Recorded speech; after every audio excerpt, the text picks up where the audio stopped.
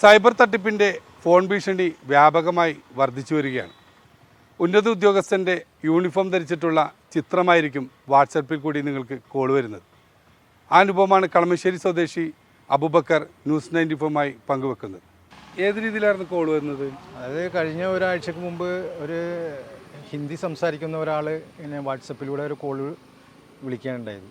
അത് കോളിൽ ഒരു പോലീസ് ഉദ്യോഗസ്ഥൻ്റെ പടമാണ് വന്നിരുന്നത്. ഉന്നത ഉദ്യോഗസ്ഥന്മാരുടെ പടമാണ് വന്നിരുന്നത്. അപ്പോൾ അതിനകത്ത് വിളിച്ചിട്ട് അയാൾ അതിന് തന്നെ നിങ്ങളുടെ പേര്, എൻ്റെ പേര് പറഞ്ഞ് ചോദിച്ച് പേര് അയാൾ പറഞ്ഞ് ഇന്ന ആളല്ലേ ഈ വിളിക്കുന്ന ആൾ നിങ്ങളുടെ പേര് പറയണം. Abubakar V K Rameesa V A നിങ്ങളുടെ മകളല്ലേ. അത് ഹിന്ദിയിലാണ് സംസാരിക്കുന്നത്. അപ്പോൾ അയാൾ പറഞ്ഞു നിങ്ങളുടെ മകള് ഒരു മയക്കുമരുന്ന് കേസുമായിട്ട് ഞങ്ങൾക്ക് ഒരു കംപ്ലൈൻറ്റ് കിട്ടിയിട്ടുണ്ട്. അത് ഇവിടെ അവളുടെ ഒരു കൂട്ടുകാരികളെ ഇവിടെ പിടിച്ചിട്ടുണ്ട്. അവർ പേര് നിങ്ങളുടെ മകളുടെ പേര് പറഞ്ഞിരിക്കുകയാണ്. മഹാരാഷ്ട്ര ബോംബെ എന്നാണ് വിളിക്കുന്നതെന്നൊക്കെ പറഞ്ഞു.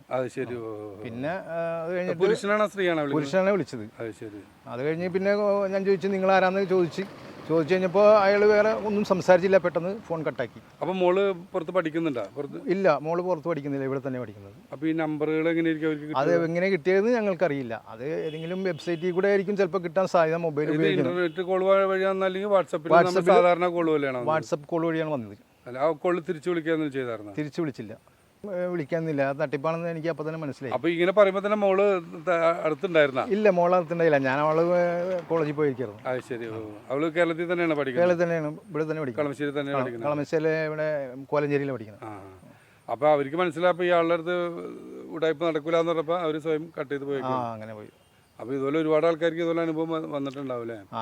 പോലീസിൽ പരാതി കൊടുത്തിട്ടുണ്ട്? പരാതിയൊന്നും കൊടുത്തില്ല. അത് ഫേക്ക് കോളാണെന്ന് നമുക്ക് കേട്ടപ്പോൾ തന്നെ മനസ്സിലായി. അതുകൊണ്ട് പിന്നെ കൂടുതൽ അല്ല, അതുപോലെ നിങ്ങളുടെ പേഴ്സണൽ ഗ്രൂപ്പുകളിലേക്ക് ഇങ്ങനെയുള്ള അനുഭവം പറയണം. നമ്മൾ മീഡിയ അതൊക്കെ ചെയ്യെങ്കിലും ഇതറിയാത്ത ആൾക്കാരുണ്ടാവും. അപ്പോൾ ഇവരുടെ മെയിൻ കേസ് അങ്ങനെയാണ് ഈ വരുന്നത്. OTP നമ്പറും കാര്യങ്ങളൊക്കെ ചോദിക്കും, അതിട്ട് കൊടുക്കും, ബാങ്ക് എടുക്കുന്നെല്ലാം പോകും. അത് ഞാൻ പിന്നെ പറഞ്ഞ് എൻ്റെ മകൾ ഇവിടെ പഠിക്കുന്നില്ല, വിദേശത്തൊന്നും പഠിക്കുന്നില്ല, അത് ഇവിടെ കേരളത്തിൽ തന്നെ പഠിക്കുന്നത് അതെന്ന് പറഞ്ഞു കഴിഞ്ഞപ്പോൾ തന്നെ പിന്നെ ഫോൺ കട്ട് ചെയ്തല്ലേ? ഇത്തരക്കാരുടെ തട്ടിപ്പ് വ്യാപിച്ചു വരികയാണ്. സൈബർ സെല്ലിൽ ഒരു ദിനം പ്രതി കേസുകൾ വർദ്ധിക്കുന്നുണ്ട്. പക്ഷേ ഈ ആളുകളെ കണ്ടെത്താൻ സാധിക്കുന്നില്ല എന്നുള്ളതാണ്. അപ്പോൾ സൈബർ തട്ടിപ്പുകാരെ സൂക്ഷിക്കുക. ഇങ്ങനെയുള്ള അനുഭവം ഉണ്ടെങ്കിൽ അത് നിങ്ങൾ പരാതിയായി മുന്നോട്ട് പോകുക, അല്ലെങ്കിൽ നിങ്ങളുടെ മറ്റുള്ള ഗ്രൂപ്പുകളിൽ ഇത് ഷെയർ ചെയ്യുക. ഇങ്ങനെയുള്ള തട്ടിപ്പുകാരെ പിടിക്കാൻ വളരെ ബുദ്ധിമുട്ടാണ്. ഇവർ ഇൻ്റർനെറ്റ് വഴിയാണ് ഈ വക തട്ടിപ്പ് നടത്തുന്നത്. അപ്പോൾ അതുകൊണ്ട് അവരെ കണ്ടെത്താൻ വളരെ പ്രയാസമാണ്. പോലീസിനായാലും മറ്റ് ഏജൻസിക്കായാലും കണ്ടെത്താൻ ബുദ്ധിമുട്ടുണ്ട്. അപ്പോൾ അതുകൊണ്ട് ഓരോരുത്തരും ജാഗ്രതയായിരിക്കുക. നിങ്ങൾക്ക് വരുന്ന ഓരോ SMS അല്ലെങ്കിൽ വാട്സപ്പ് സന്ദേശങ്ങളിലും OTP നമ്പർ ഉണ്ടെങ്കിൽ ആ നമ്പർ കൊടുക്കാതിരിക്കുക.